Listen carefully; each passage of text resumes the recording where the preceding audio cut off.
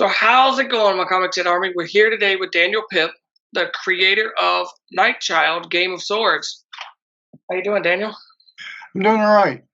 I'm kind of nervous for my first interview. Yeah, it's I find it's a little easier when it's pre-recorded than live because we kind of just treat it like a conversation instead of like you're seeing viewers in the corner and Right. stuff. I get nervous when I see those.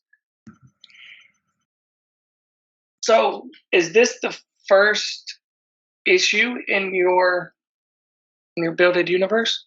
Yes, this is the very first issue of my what hopefully will be expanding universe. Um, issue one is done. Issue two right now is being drawn, and I'm currently writing issue three. So, though I did kind of go long on issue two, so we might break that up into two comic books. All right. Are you sticking with the same artist? Yes, I'm sticking with the same artist. He's a young man out of Nigeria, actually. Um, his company is called Cosmic Land Studios. His name is Harrison Prime. We got connected because I went on Facebook to a website that connects writers and artists. Nice. What's the name of the website? It's not a I mean, website, it's just a Facebook page, yeah. which is just called Connecting Artists with Writers with Artists. Is Nigeria, how, aren't they like 10, 12 hours ahead of us or behind Yeah, us? something like that, yeah. We end up either having really early morning conversations or late night conversations. Yeah. I interviewed a guy in Australia, and that was a really hard interview for both of us because I think it was like late here and early there, or that might have been reversed. I think it was early here and late there. Yeah. But yeah, I would text him and I wouldn't get a reply till like the next day. Like our days are their nights. It's really weird, but it was a pretty cool interview. Um, are you in comic shops? I'm trying to get in local comic shops right now. I'm doing premiered my comic book at Baltimore Comic Con last year, which is in October, and got a lot of business cards out to the comic book shops that were at the convention. And now that the weather is getting nicer here in Maryland, I'm starting to reach out to comic book shops to see how I can get my comic books in their shops. But as of right now, it's currently only available on my website or through my Facebook page. What's your website? My website is www.dednightchild.com. Okay. And Facebook is the same, which is DED Nightchild. Are you on Instagram? I am on Instagram, and my Instagram is actually also the same, which is DED Nightchild. I also think it can be also found under Nightchild 63. Okay. What about Twitter? Goodness. I would think that I had to, that I would have all this information available, but I have a Twitter account, but quickly go here to my own page here. You use Twitter frequently? No, actually, ever since Elon Musk took over Twitter, I've actually been avoiding it. Yeah. We have a Twitter, but we really don't use it. Right. It's like I have a Twitter, but I don't really use it, especially since it's been screwed up, at least in my opinion. Then we don't have to promote it if you don't want. Okay, that would probably be best because I can't quite find out. Okay. Can't find it. Where did you get inspiration to make Nightchild? Well, actually, Nightchild has been a long journey. I've always been a writer since I was in school, and my original idea was actually for a team with Nightchild as the leader, way back in 1995. Um, at that point, there weren't a lot of all-female groups in comics, so I was going to put out a comic book which had an all-female team, and the basic idea behind the original idea was that the government decided they were going to put together an all-female team of the worst superheroes they could find with the most clashing personalities, just so that it would fail. So it was like, see, you need men on your team, but of course the team would succeed, and then of course they would change their tune and be like, oh look, we're promoting, Mm-hmm. strong females and things like that. But their first move, of course, was to have the leader being a half-breed demoness. And it's like, oh, that's going to work out well. But the comic book evolved from there to being a story about a world that's full of superheroes, where betting on superhero and supervillain clashes becomes a normal thing. So you have a set of twins who own a company, and one twin always roots for the villains, and one twin always roots for the heroes. And the bad twin is tired of losing because the villains normally lose. So he proposes to his sibling to, we'll both put together superhero groups and have them clash. And after 5 years, one person, whoever's team wins the most, will win the bet, which ultimately would be control of the company that they owned. I like it. So, but again, as things progressed, I decided to change things because I noticed that a lot of these comic books that start with teams are like they just throw the teams together. It's like, okay, you're now a team.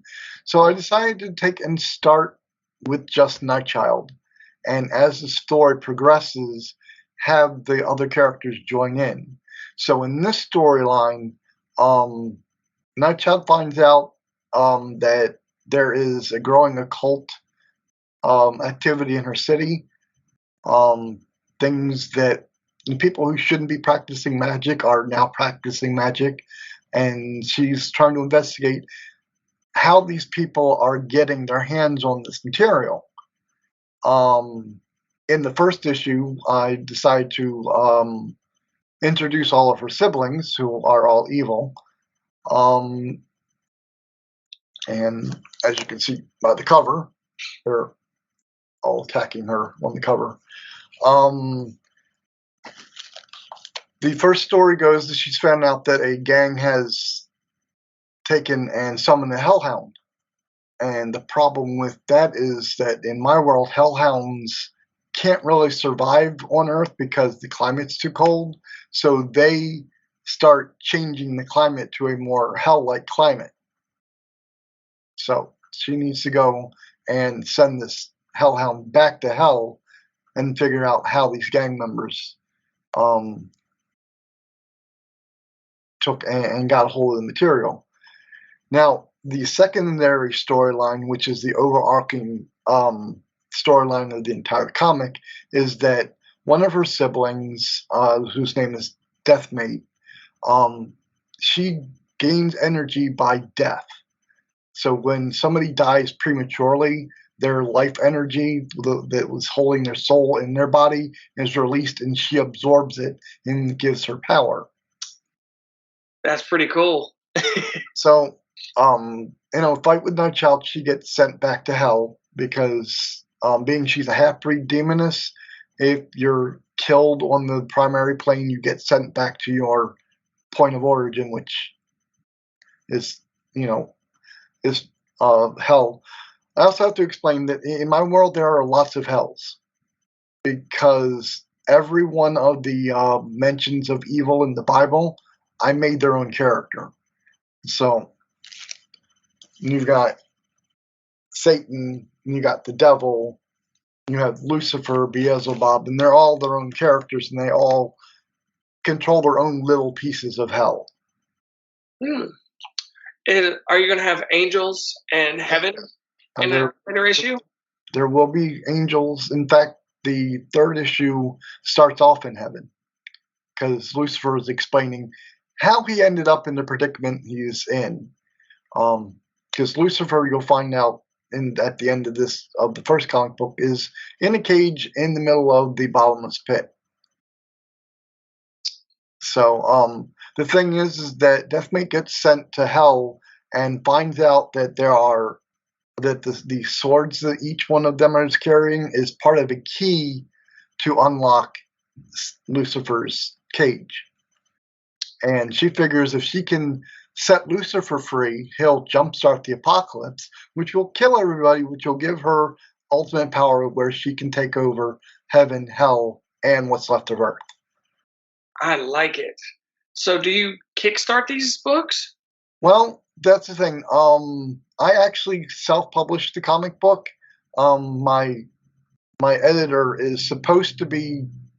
We were supposed to start a Kickstarter, but a lot of things happened in his life, so it's gotten delayed.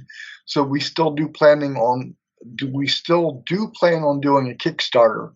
It's just that we haven't gotten it off the ground yet. Okay. And if people want to keep up to date with you, do you update your social medias regularly or? I do update my Facebook page and my website. I also asked if anybody who reads the comic books if they could there's a space on the webpage to leave a review for the comic book. So. All right. Comic Cons. Do you have any Comic Cons planned this year? I plan on going to Comic-Con this year, but it might be a little bit more difficult for me because they moved it from October to September. Yeah. So I'm right now trying to get the money together to be able to afford, because Comic-Cons are not cheap. I mean, even just having a art alley table is $300, plus all the extras that they like to pile on. Wow. So do you normally just stay in, what state did you say you was in again? I live in Maryland. Maryland. Yeah. Do you just stay in Maryland? Yeah, right now I'm just staying in Maryland because unfortunately I also have a full-time job. So until I can, my ultimate goal is actually to have another comic book company notice my comic book and hire me as a writer. Okay. That's a long-term goal, and hopefully they'll hire me to write my own comic book, because it would be nice for people to pay me to write my own book instead of me paying other people to, because it's one thing I found out. It's really hard being the writer of a comic book because a lot of the financial burden falls on you to begin with. And it's not until after you actually start selling the comic book that you might actually make some money. Mm-hmm. So does people at your day job know about the comic book? Oh yeah, several of them have bought copies of my comic book, and they've been very supportive. Because it's funny, because I actually work at Penguin Random House, which is the East Coast's largest bookseller, and we actually just started distributing Marvel comics and IDW comics. Okay. So I mean, do you think, could you have that conversation where they start distributing your comic? well, see, that's the thing. They said in the future they might start printing comics, so if I can get on the ground floor of that, that would be nice. I haven't actually talked to anybody there about distributing, because they do some third party distributing, but I don't know the details about that yet. Yeah. I mean, it could be like a conflict of interest, Could be, you know? and it might not. Yeah. I don't know. I would see what they would do for you. Um, That's an idea. I'll have to talk to my people at HR. So, yeah, right. So when I was looking through the book, does the different colors of the demons mean anything, or is it just to well, the different colors of the demons. Nightchild and her siblings were they are. I guess you could call them step siblings because they all have the same father, but they have different mothers. okay? So their colors kind of reflect the skin tones of their actual parents plus their demonic heritage. Um, one of them, like Blood Drinker, who is he's actually the demon of the tactician demon, um, is the creator of the vampire race in my comic book, which is why he's like a pale pink type of a color. Um, other than that, I just wanted a variety. And the reason why Nightchild is blue is because her alter ego Luna was a minor superhero when they were merged, and Luna ended up losing her powers because she has the powers of a bat, and her powers that she lost got transferred to Nightchild, which is why Nightchild has sonar and she has the blue fur. Because in my dimension, Hellbats are blue because they blend into the shadows better. That's cool. Um, is there a reason you went with the bigger style? What would that be? The silver, maybe Bronze Age size? Actually, that was a decision by my publisher. He just thought it would be good for the first issue to be bigger and more spectacular, which is also the reason why it's also 32 pages. I like it. Yeah, this it definitely stands out. Yeah. Well, like I said, one of the reasons why I like my artist Harrison is because he uses a lot of bright colors, and things are they just jump out at you, when you're reading them. I mean, even the darker panels, you can still see things clearly, and you know, Okay. and also like the fact that different characters like Satan and the devil have different colors for their speech bubbles. I like that. Because they're higher beings, they talk on a different level. So, All right. Is there anything you want to say before we go? um, well, if anybody wants to reach out to me, and to ask about any other specific details of the comic book, my phone number is on my website. You can also reach me through what is this? WhatsApp at the same number. Okay. Well, appreciate you taking the time to come talk to me today. Well, thank you for the interview. Yeah. What? You mean you haven't subscribed to Comic Chat Authority? Oh, come on, subscribe already. What are you waiting for? It's no big deal. Like, man, don't forget to tell him to hit that like button. Yeah, that too. Just subscribe.